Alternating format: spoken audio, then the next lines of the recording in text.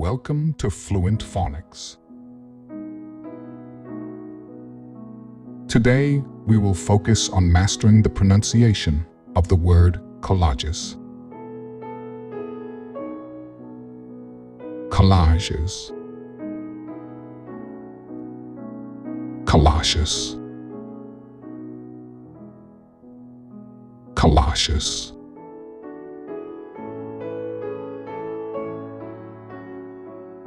Here's an example of how one might use it in a sentence.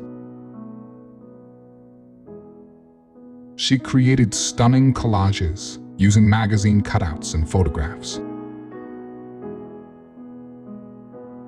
Collages refer to artworks made by combining various materials such as paper, photographs, and fabric to create a unified piece of art.